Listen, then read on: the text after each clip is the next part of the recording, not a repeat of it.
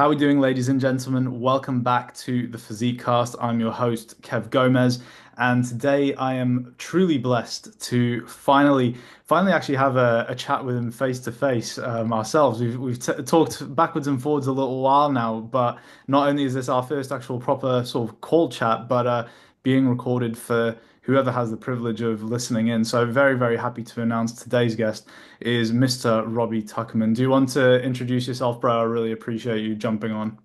Well, thank you for having me on. This is actually my first appearance on camera for almost 2 years, which is pretty wild now. So yeah, my name is Robbie. I'm a ex-coach, ex-business owner, ex-social media user. Recently come back to social media after a good chunk of time away, which I'm sure we'll get into today. Um, as I say, used to be a coach, not a coach anymore, not in that industry, not in that world, and tried my hand at a couple of different business ventures and what have you in the past. And yeah, I guess that's a summary of where I'm at the moment and who I am. But yeah, that side of things can be explained in a bit more detail, I suppose. Yeah, you're being humble, bro. You were crushing it as a coach.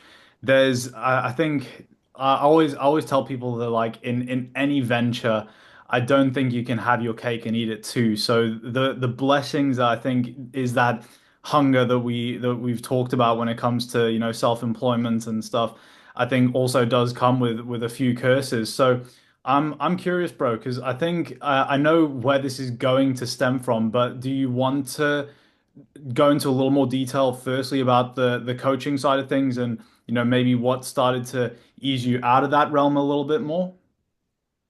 Yeah, so it was a long process. So I started coaching when I was at university. So I was 19 when I first started and actually sort of advertised coaching. Took a while to get the first few clients through the door, as you'd expect, and at those early stages.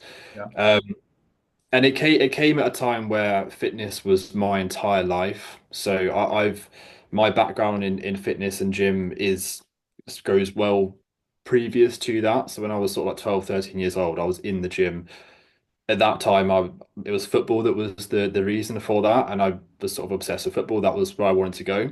That over time sort of progressed to the more gym bodybuilding side of things.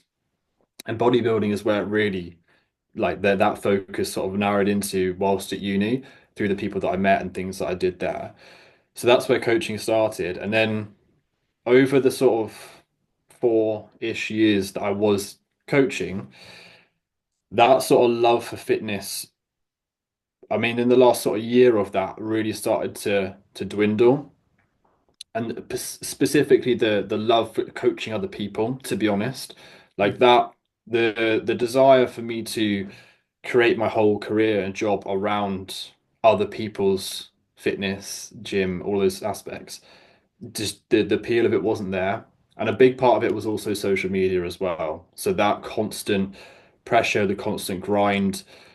I'm not naturally someone that likes to be in front of camera, and it was a real force for me to do that. And as you'll know, social media is 90% of your day as a coach, really. Like everything revolves around that. And as a result, I was really experiencing the negative sides of social media and the traps you can get stuck in, the comparison, the addictive nature of social media, and a combination of the passion sort of drying out and wanting to do different things and the experiences I had over that time, which sort of caused that, and the real sort of disdain for social media. It just got to a head where I was like, something has to change. And that's when I decided to stop and come away. That's a cool intro, bro, because I think obviously they're going to be tied hand in hand, an online business and social media naturally. Um, Obviously you've as you said, you've walked the walk, you've been heavily involved in fitness, you've competed, you've been very lean. I am curious when it comes to sort of the coaching landscape. Do you think that your own fitness had a lot to do with you shifting away, or was it more that focus of like your attention's on everyone else? That I think that one of the best things I've heard is that whenever something basically has to be done, it then starts to become a chore. So when it's at the point that you only want to do it, It's like it's all sweet. It feels like you're literally just, playing, doing your thing. But when it comes to a point of like, okay, now I have to do this, even if it isn't like the most awful thing to be doing, when it's that well, now I have to do it, it then starts to feel a bit more like a chore. Do you think it was like that side of it, or anything in particular? There was definitely an aspect of that with the being an online coach, you have to set the standard for the people that you are coaching, not only within your client base, but also obviously on social media as well. You need to present that image. I think anyway, I think it's important that you do that. That doesn't mean you have to be stage ready all year round, or you need to be an absolute freak, but you need to walk the walk consistently and show that you do know what you're talking about and you can do the things that you ask other people to do. So there was a degree of that for sure, where it does become sort of like a have to rather than a want to, as you say.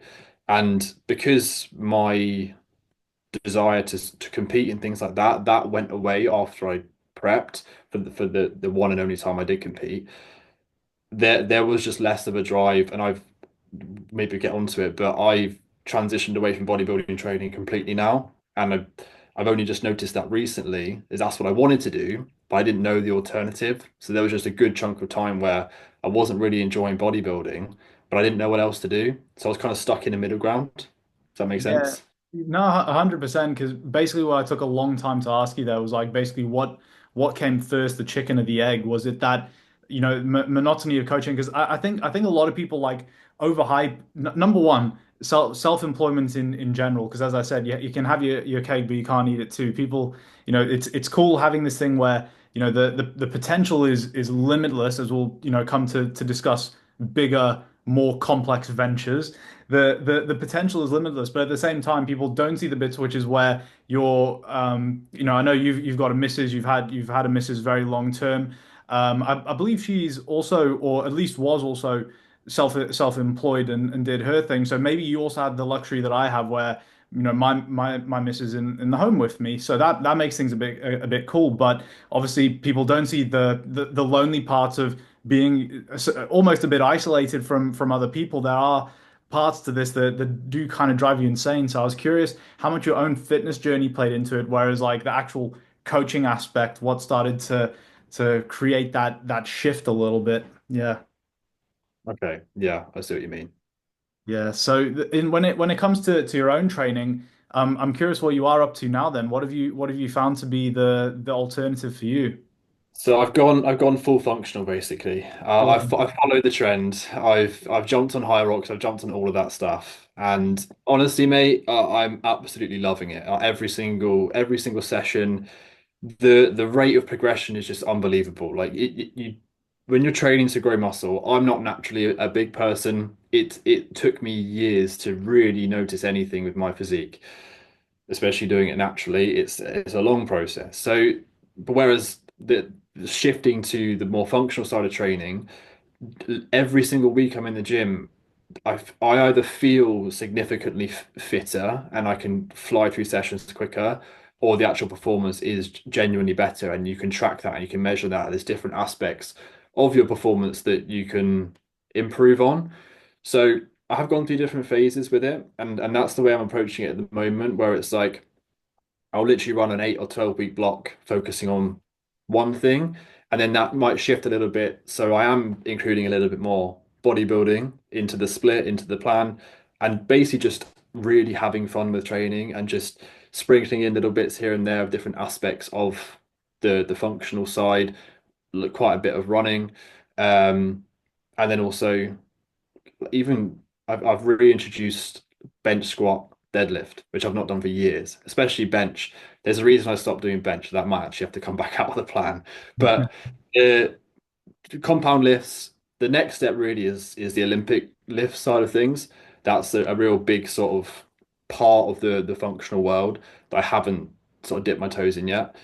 But yeah, it's good fun, mate, and it's a mixture. As I say, I've done a few competitions. Did a high rocks back in November, which was good fun, interesting experience, the whole event.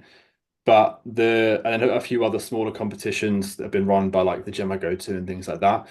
So yeah, it's really good fun. It's a big shift, Took a lot of adjustment.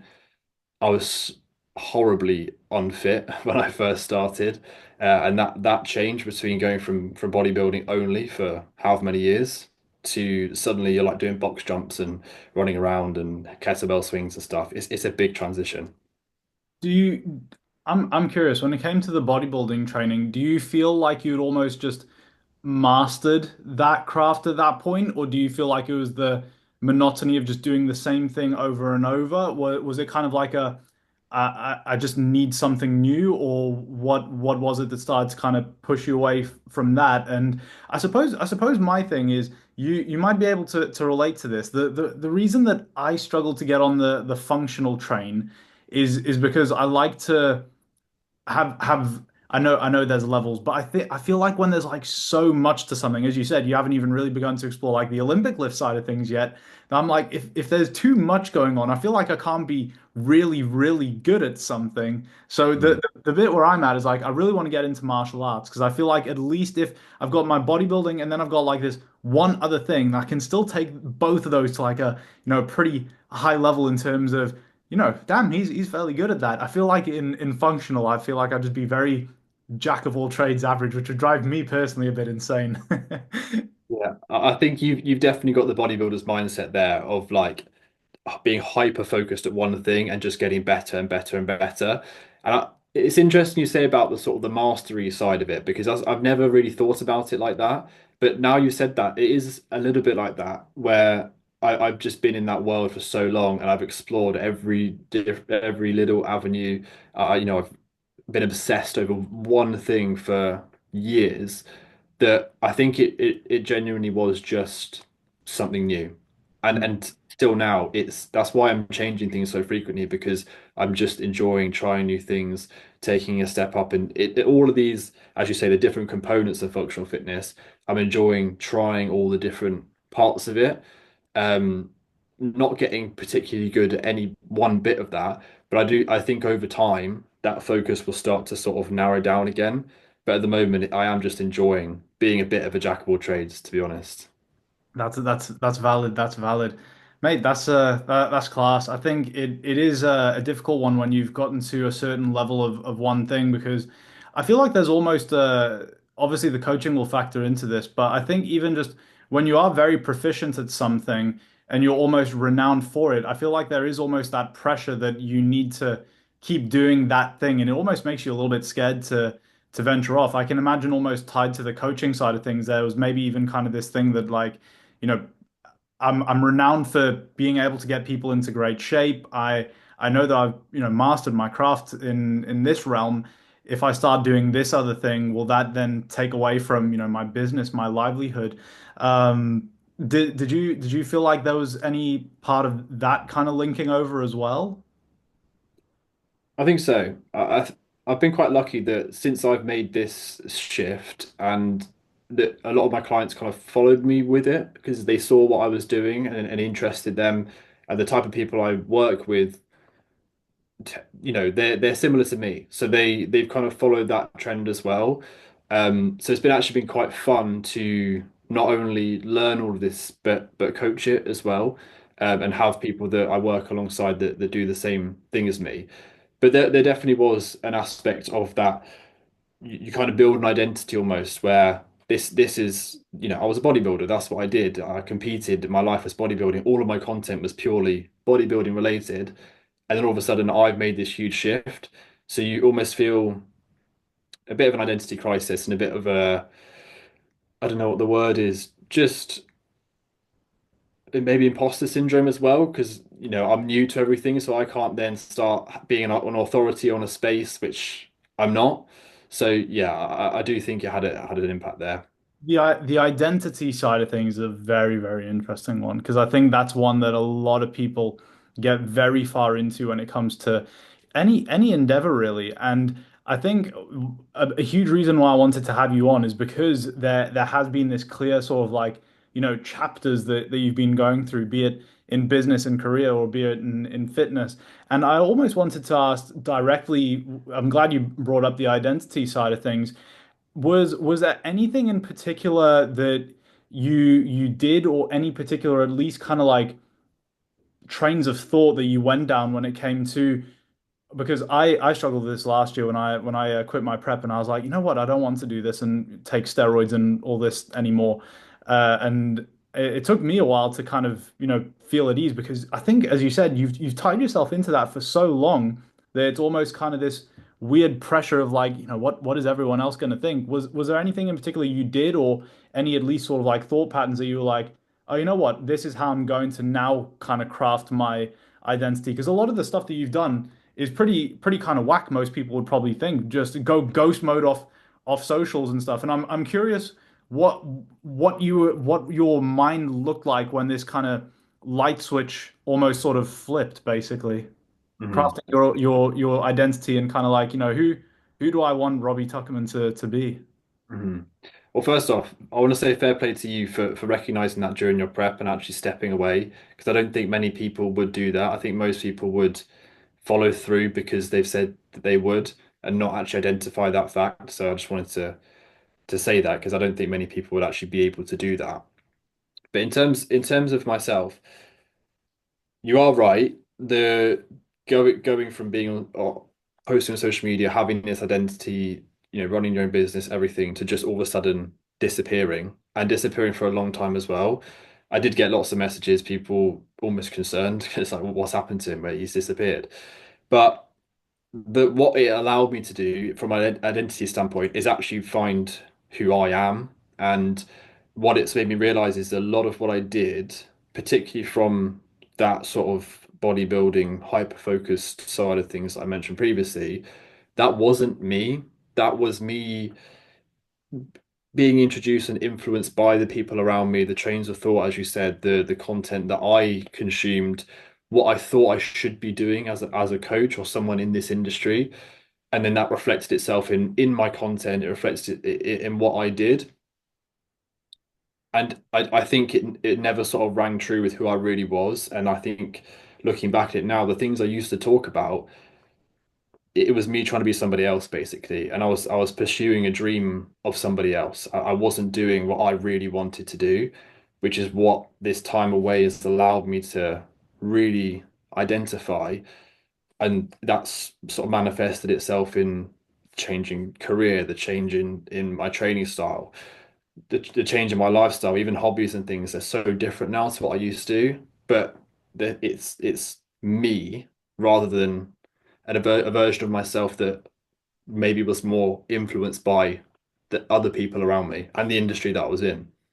So what I'm gathering there is because I'm almost thinking of someone listening to this from the sidelines now, is if the main thing that in your case was maybe holding your identity back and you bringing forward who you really wanted to be was more so the social media and perception and pressure from others, would you say? Yeah, I think so. I think when you do start to build an identity, it becomes very hard to change it. And yeah, I found myself in certain circles, both on social media and also outside of it, even like the gyms that I trained at and things like that. Which, as I say, now looking back, that was never really me. Maybe it was at the time, but being able to kind of come away from that and realize that no, I don't want to be in those spaces. I don't necessarily want to be around those types of people with those sort of goals and ambitions. There are I am where I am now, which is where I truly want to be. And I've had the time and the headspace to actually think of that. Which has been a challenge, to be honest. Like the last 18 months or so has been a very hard period because you go from having such a strong identity to being like, what the hell am I going to do? What am I doing? What is the next step? That there is a big aspect that we haven't touched on, which is the Kyber side of things that really threw my head off. So the transition's not been easy, but the reason that's why I've come back to social media now is because I feel like I've sounds sort of cringy, but I've found myself and I know who I am as a person, and I want to sort of reshare that and sort of rebuild an identity of who I really am, if that makes sense. Definitely, definitely. I'm glad that you kind of walked very nicely into this next one, which is therefore what did that process actively look like of you then creating a new identity. We've kind of said like, okay, so the what allowed you to do that was actually stepping away from who other people wanted Robbie to be. But now you're in this spot where, as you said, you went from having all this identity, being renowned for something, to now like on your own, what comes next? What was that first step for you? Was it just trying different things in the gym? Was what was like the start of like what does Robbie want to do, and what was that first step for you? So the biggest things have been changing my environment.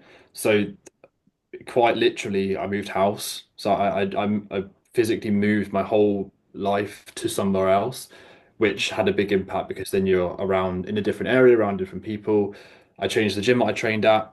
I found the gym that I'm at now, which is a very functional type gym. It's all sort of class-based stuff, big community-driven gym, very, very different to a typical sort of bodybuilding or just any type of gym. That helped because then you're exposed to different people there, new trains of thought. I've made a big effort to reach out to people and actually build my network and social circle in a different way, to people that I find interesting, to people that I want to get to know more, and actually try to put myself out there in that way rather than kind of letting it come to me naturally through social media. But environment's the biggest one. Coming away from social media has helped loads. Not from a posting standpoint, but actually just sort of like deleting the app and not consuming content on there, because again, that sort of world or the social media bubble that you end up staying in with the same people that you follow, the same content being pushed to you, it then creates it kind of pushes that persona a bit. So coming away from that and not having any external input from my old world of social media alongside everything else, I guess is a change of environment as well. And just as I say, allowed that headspace to just think freely and think for myself, along with the other changes that I've made. No, mate, that's actually fantastic. I'm glad that you went into the details of what you've personally done. I think it's the it because you've actually ta taken like a lot of active steps to change that. Obviously, the socials, that's really cool because number one, there was something that was clearly contributing to that anyway. You're Robbie Tuckerman, online coach, Kyberman, and to not have that input of anyone else, and even I guess the comparison side of things for with other people in there, there is almost kind of that in that online environment. It's almost like as you said, by changing your physical gym, your Instagram's almost like your virtual gym. If you're looking at what these other coaches are doing, et cetera, that's obviously going to give you ideas that maybe aren't the most authentic from what you really want. So Mhm. that's a cool one. You really did just straight up start afresh, which is epic. Mhm. And when it comes to leaving social media for a while, um, outside of giving you that peace and quiet to find who you wanted to be and give you probably more time to actually just do some of the shit that you enjoy as well.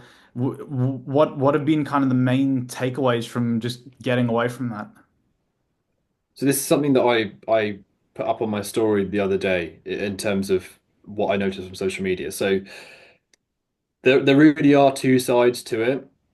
I'm speaking more so Instagram because that's what I really used, and that's the sort of app I'm talking about. I do think it changes based on the platform, but there are two sides to it, and I've experienced both aspects of it.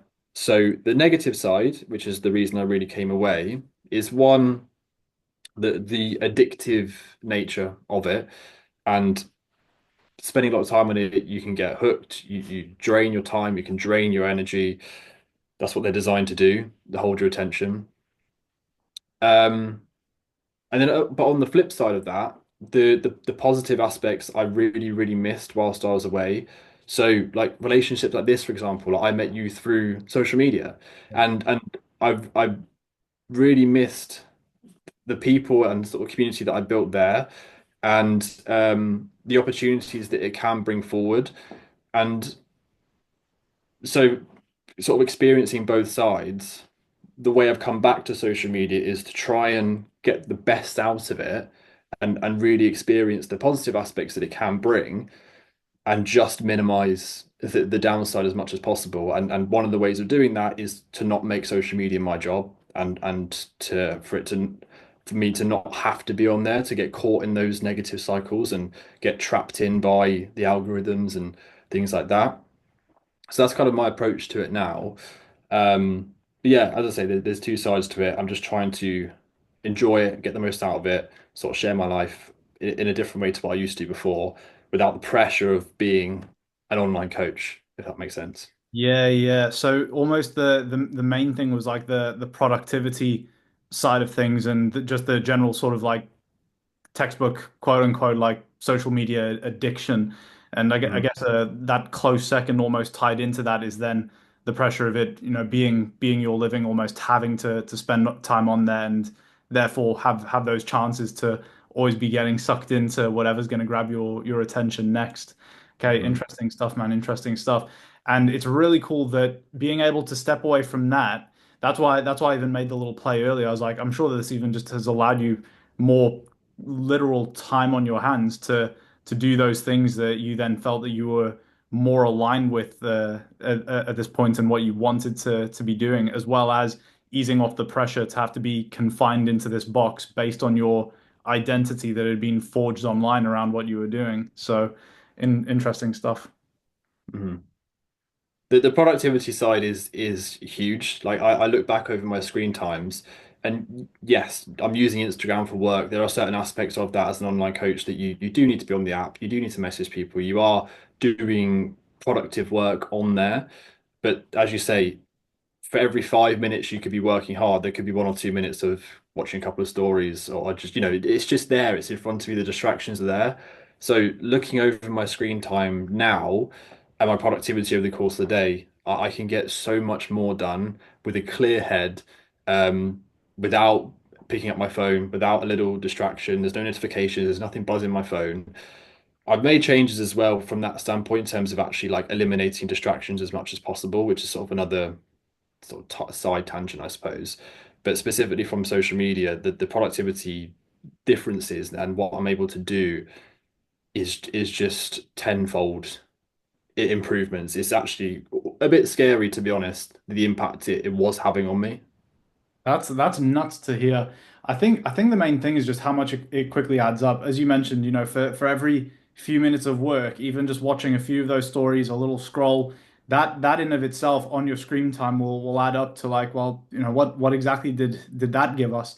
Incredible stuff, man. Incredible stuff. It is great to have you back. It's great to see that, Robbie's still alive and well, and hopefully it continues to be something that, as you said, can bring you great opportunities, can bring you new relationships, without the negatives that come with it. My thing on socials was my thing is always like I try to create more than I consume when it in terms of content. And I'll hold my hands up and say I'm far from perfect. I'll get sucked in plenty.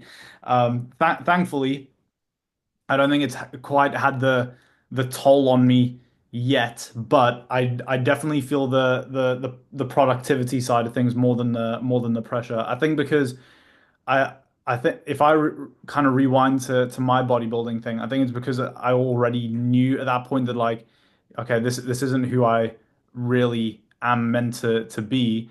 That Mhm. pressure side of things and identity, I think that kind of found its way pretty easily. I think the main bit now is the productivity side of things. So making sure that I think part of it is just the be distraction free. Now I do make an effort if I'm going to do a deep block of work, leave the phone in another room or something. Don't open Instagram. Just Yeah. don't even have that option there, and then you're good. But that's definitely the part that it is addictive, and it's funny now that I'm hearing this from someone who did step away because now it almost allows me to think about it because I mean my content now that I think about it, I'm like fuck, I am actually basically like fighting for Robbie's attention. Not literally you, but like anyone just like you. I'm always thinking like, how can I create a catchier hook for my reels? Because now that I'm thinking about it, holy crap, a part of my job relies on helping people get addicted to to Instagram, which is nuts. I'd like to think that I at least contribute with some less mind-numbing content. I like to think that my content's at least somewhat valuable and helps people, but the point does remain true that oh shit, I actually do have a negative side to what I'm doing as well in that aspect. Mhm. Epic stuff, man. Well, hope that socials can continue to treat you all right. Um, better, and it seems like you learned a lot of lessons from your time away. And I'd assume the other cool thing to draw on now is lessons learned from that little project that was Kyber.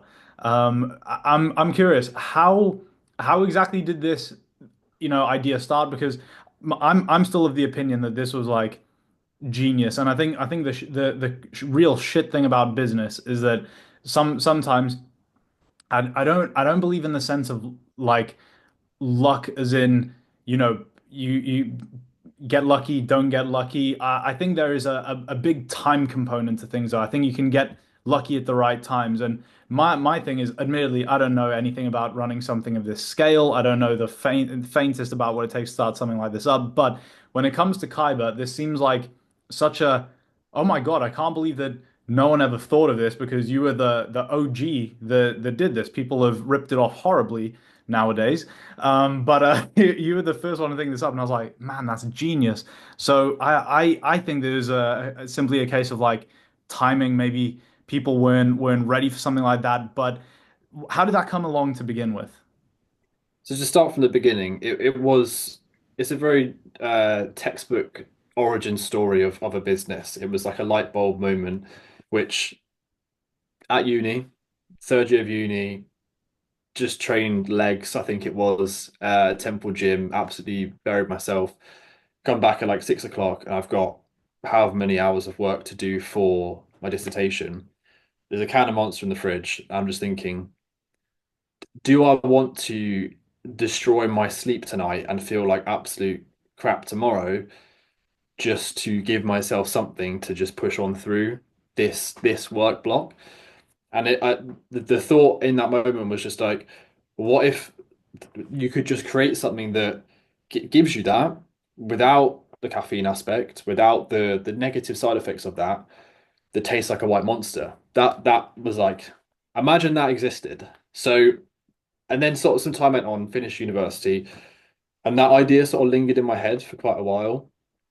And I genuinely just Googled it. I just Googled like how to start an energy drink business, and it all kind of just went from there. Taking a look at sort of all of the different drinks developers. There's so many different options, types, different offers they were providing.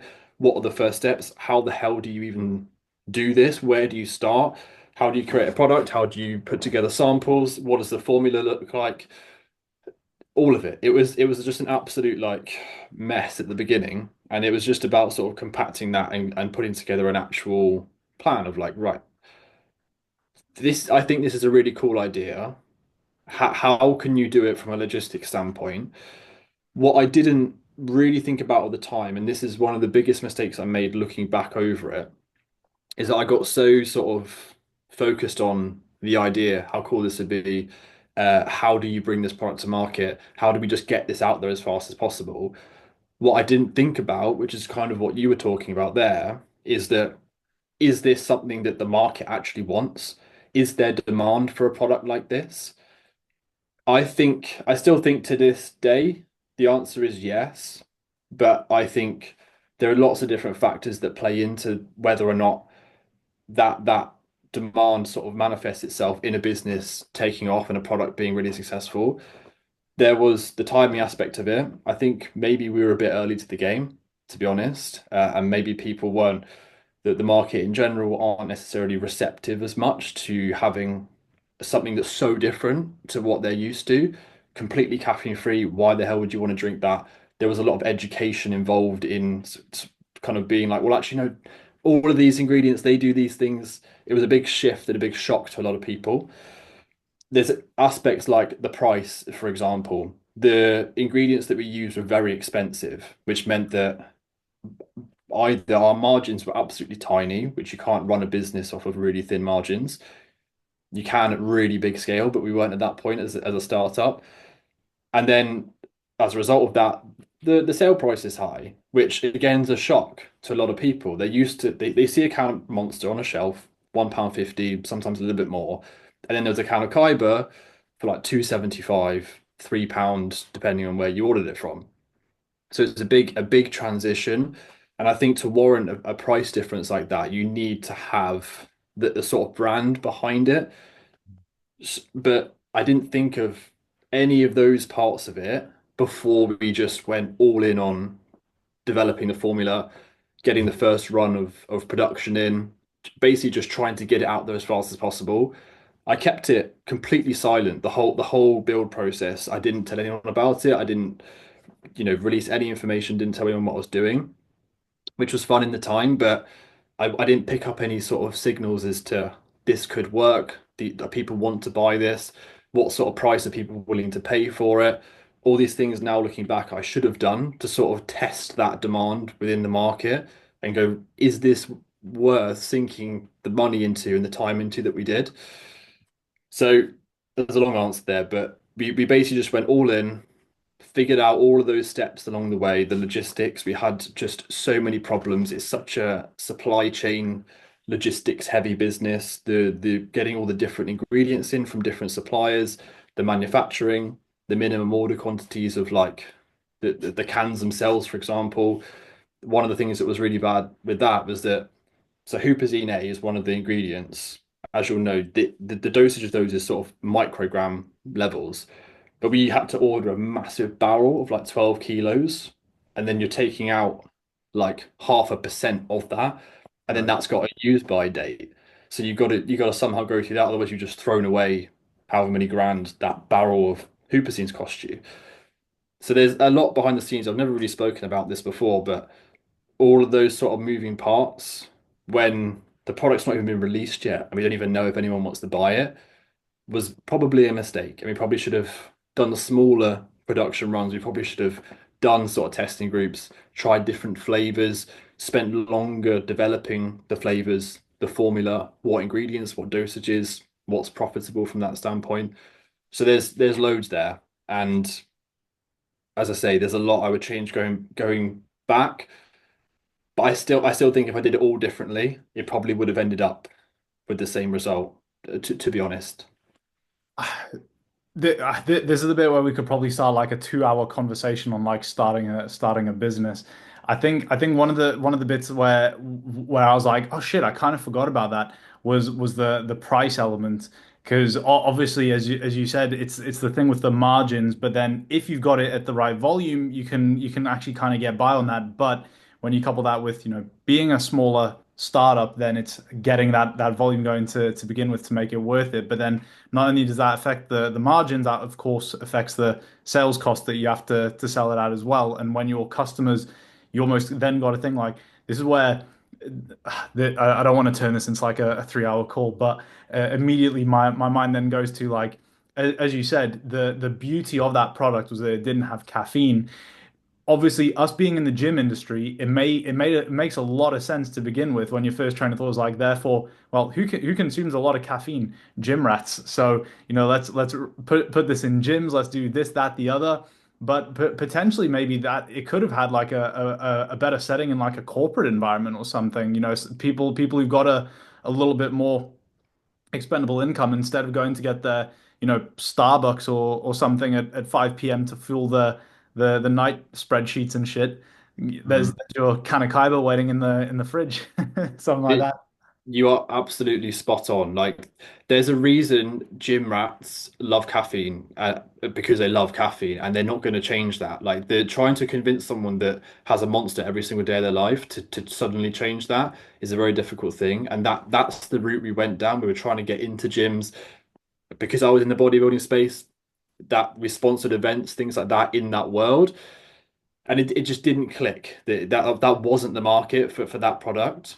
There was a market, as you say, and sort of the best successes we saw were more sort of corporate office type environments. People that were like, "Oh, this is interesting." Don't really understand the science. They're not too bothered about it, but it looks cool. It tastes good, and it's not a normal energy drink. So it did start to find that a little bit.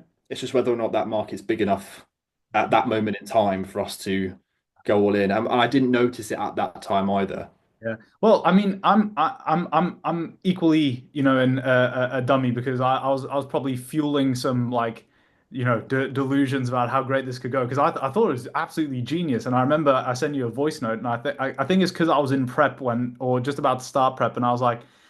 I think I was recalling back on my first prep. I was saying like I remember I was like in Portugal in the summer. It was hot.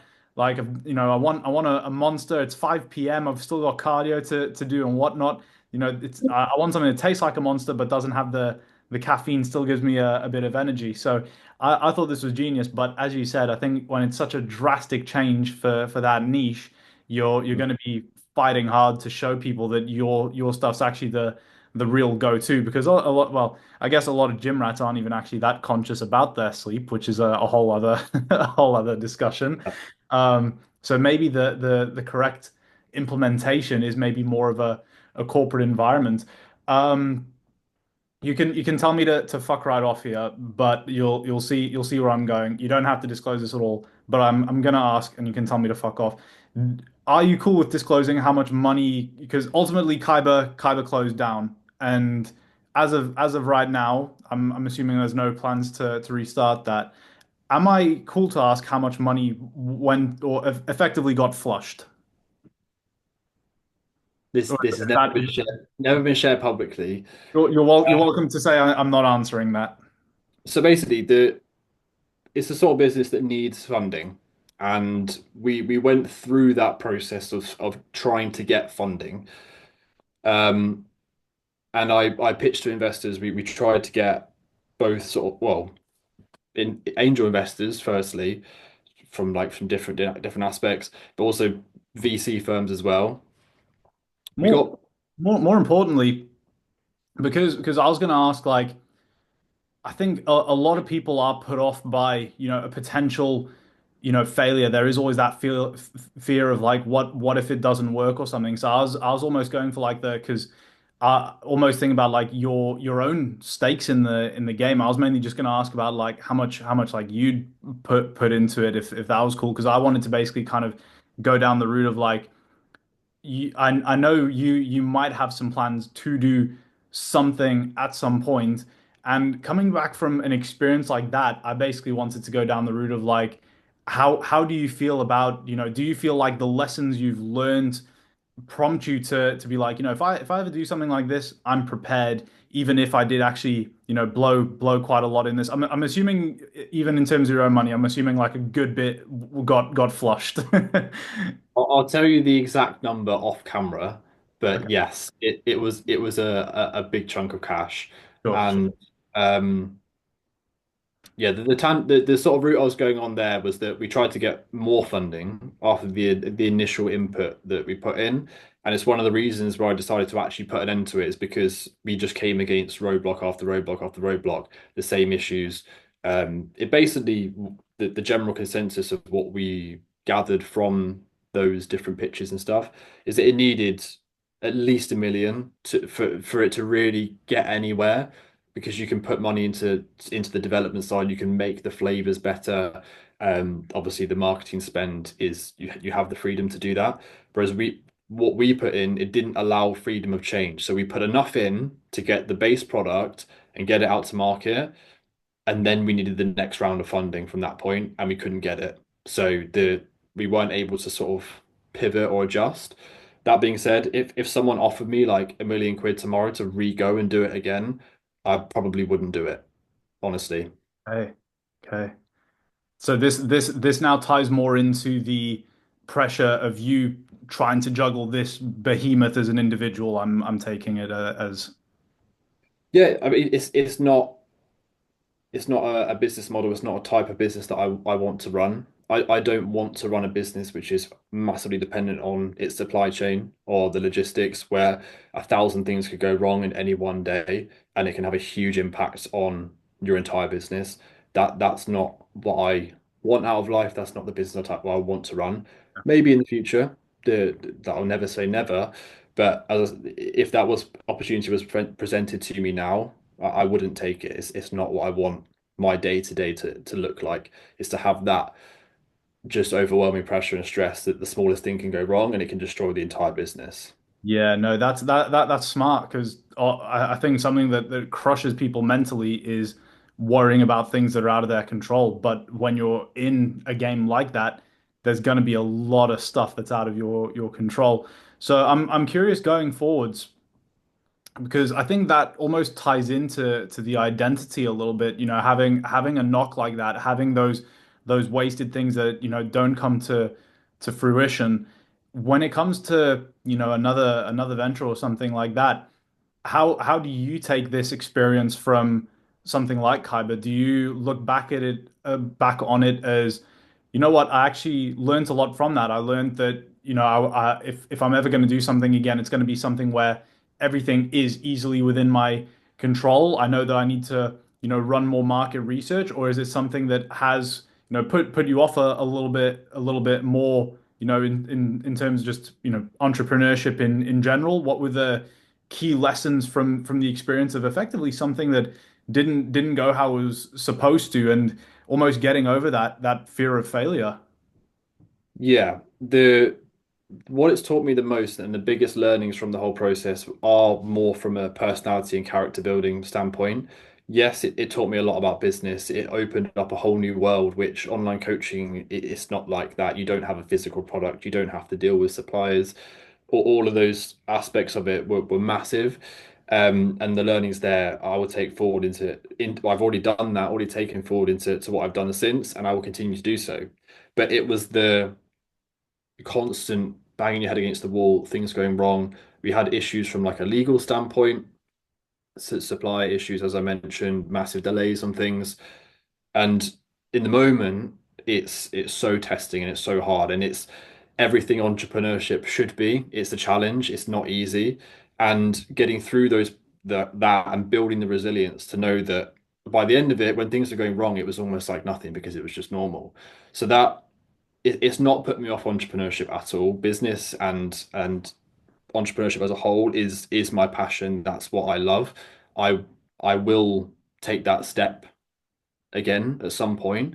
Um, and over this time away, I've been playing with projects. I've been doing different things. The activity has still been there. I've been making sure that sort of business muscle's been worked the whole time. And in my actual work that I am doing in terms of my day to day, that's also being applied there as well. But I'm not making the same mistakes again. I'm not throwing myself 1,000% into something that I don't have any idea whether it will work or not. I've not tested the market. I've not done the market research, as I said. So I'm on the process still, and it's at some point the jump will be made. It's just when that is.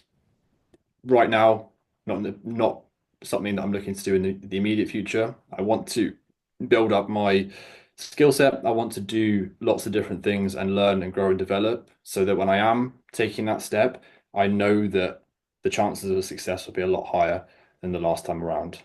Spot on, man. That's spot on. And in terms of conditions for, whenever that next step is, as you mentioned there, Sorry. you you're all good. Um, I'm trying to remember what I was going to say now. Shit, because there was something around. Oh yeah, yeah. So something that stuck out to me there was not wanting to throw myself into something that I don't know 1,000% will not work for, or however you phrase that. So is the condition for, your return and getting over that, this might not work, just having a more certain structure, be it through, more market research or something that you're like, okay, I've done is it basically leaving it up to maths at this point, having that kind of proof that's like, okay, I know that this is going to be the thing. Is that what will bring, your next venture basically? I think so, yeah. I think there will be aspects of actually physically testing things and like going through those processes. Um, it's not it's not that I'm, sort of waiting around for the perfect idea because that's never going to come. You're never going to have this magical, amazing thing that's just going to come to you that you know that it's going to be this next big thing. That's what I thought Kyber was. That was the mindset and the process and the approach I had to that.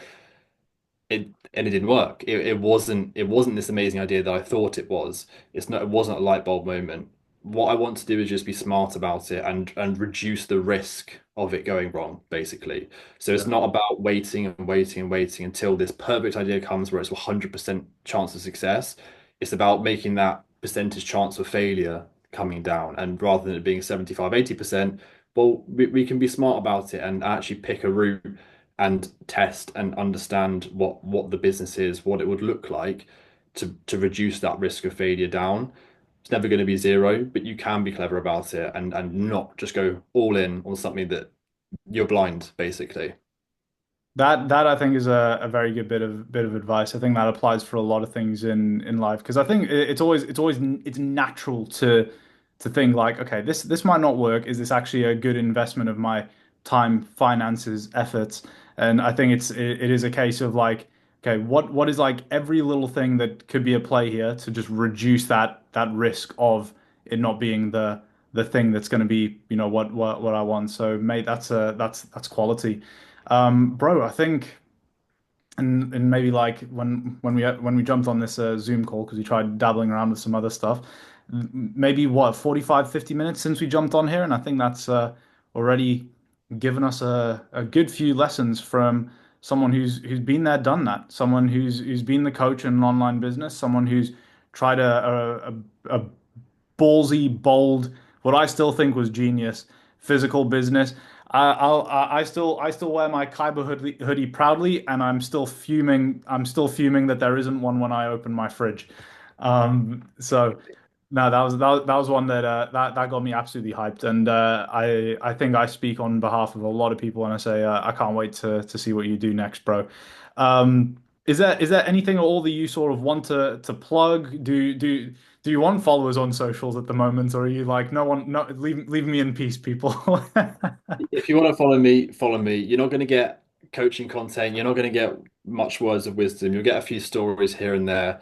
I actually lost about 1,500 followers in the time that I was gone, which I was, to be honest, surprised about that. Like, actually, that many people would unfollow me. But it's quite nice to know that almost that it's kind of cleared out a little bit. But no, there's nothing to plug. I've enjoyed being back, doing some content, different to how maybe I would have done before. And I appreciate you giving me the opportunity just to speak after such a long time away. And I hope it's been valuable to anybody that has listened, especially that's made it this far as well. For sure, for sure. Well, bro, I do appreciate you jumping in. I hope people have also been able to take many lessons from someone who I think it's clear to say that you've just found peace, bro, found yourself, and I'm bloody happy for you. So, cheers everyone for tuning in. We'll catch you in the next one. Cheers, guys.